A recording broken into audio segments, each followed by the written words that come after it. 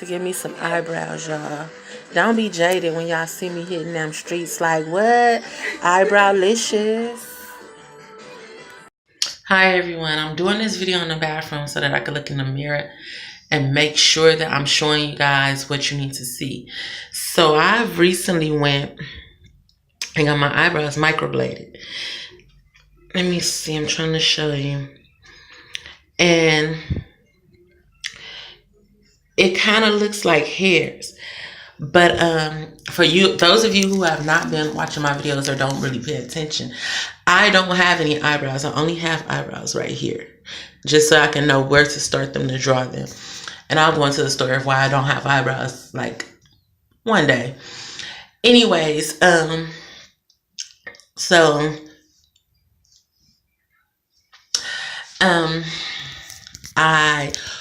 if you don't know what microblading is, they take this little, it's like a long thing, and the end of it is like a razor, kind of like a razor with three little, like a bunch of little, it looks like a bunch of little needles put together to make a razor. Kind of reminds me of tattooing.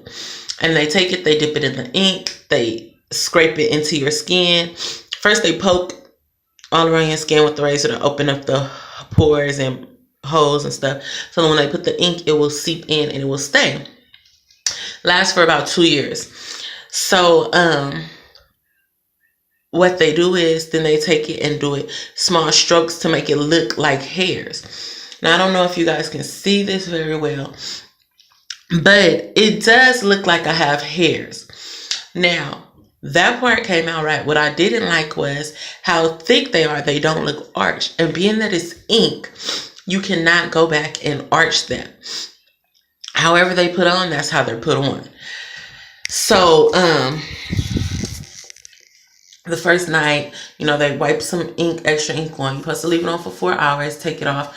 One of the rules is not to get them wet until the healing process is over. The healing process, of course, is just like a tattoo. It's going to scab. You don't want to pick at the scab and make it lighten the color. You want to let it scab and fall off on its own.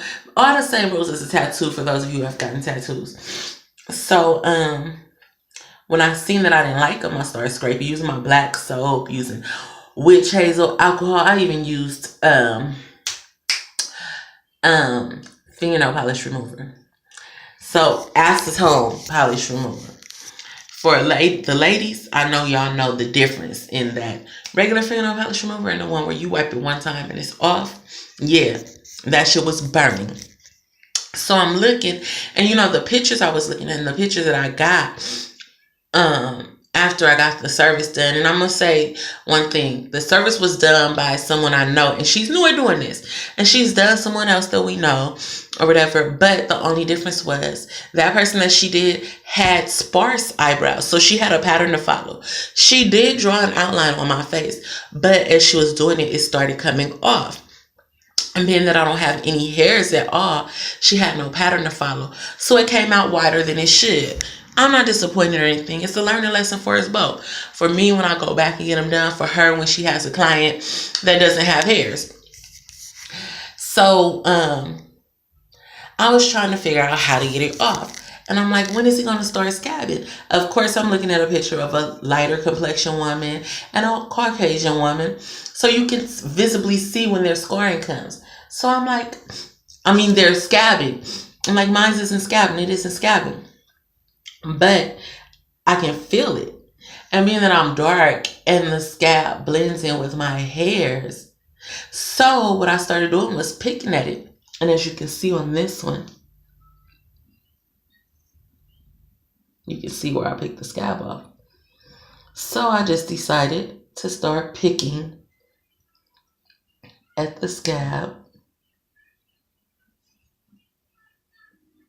It hurts because they're still kind of sore. But I don't want this to last permanent. And I'd rather walk around looking like I got like a scab picked off my face versus being stuck with this for 2 years and can't get them arched and just have to have them thick like Oscar the Grouch. So, I just wanted to show you guys this video, and I'm going to finish picking this scalp off. And when I finish, at the end of this video, you'll see pictures of before I even got them done, when she did it, right after, and then once the scalp is picked off, I'm gonna send a picture of that. So, I just wanted to let those of you know that are interested in microblading, so you can know what it is, what it's about, and know that if someone does it good on someone else, you have to make sure that they know how to do it with your type of eyebrow. Like I said, once again, I had no hairs right here. All of these are fake hairs. The only hairs I had were here. So when I seen someone else.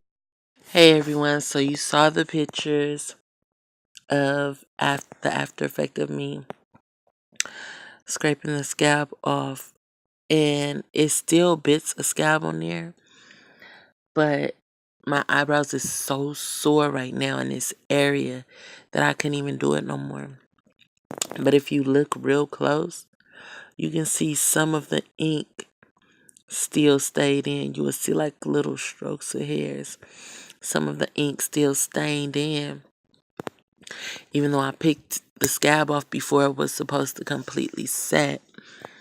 But it's no biggie. What I will say is, if it was done in the right shape, I would have been so happy. Even though that they say you can't go off of the shape once it's scabbed up because it's going to be a little bit different. And you go back for a touch-up.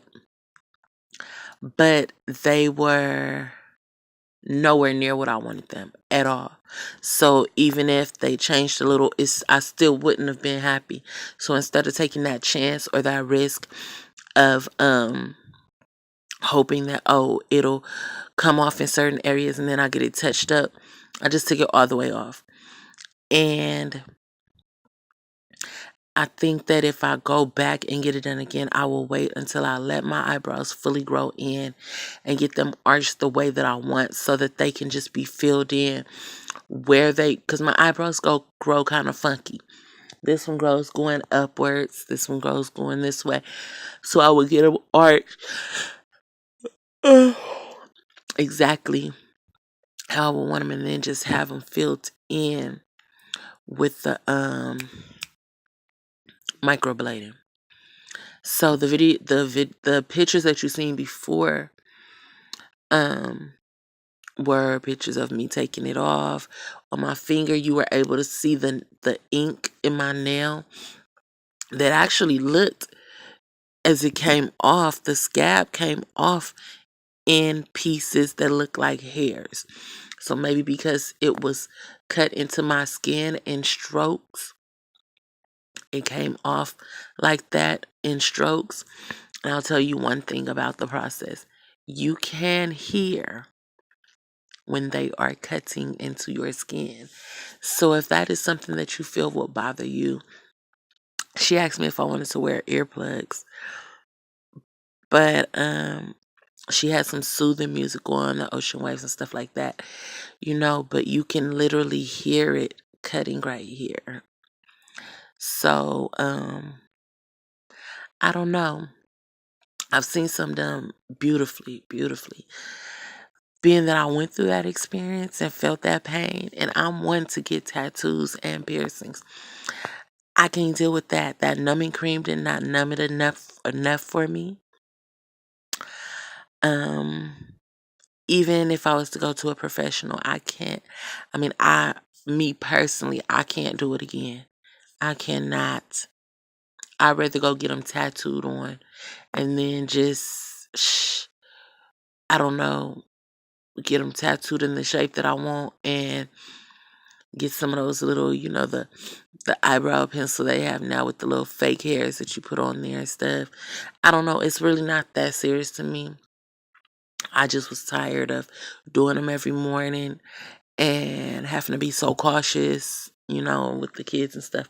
But shit, I would get them tattooed on and then just go over them to make them look how I want them to look. But That's just my take on it. My take. And I just want you to be able to.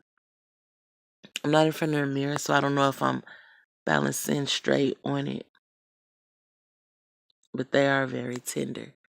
Extremely tender. So that's all I wanted you to say. I pieced this little video together with some of the pictures. Hope it helped some people. Hope you enjoyed it. If it didn't, even if you didn't, please subscribe to my channel, please. Like my videos, share them if you want. Have a good night.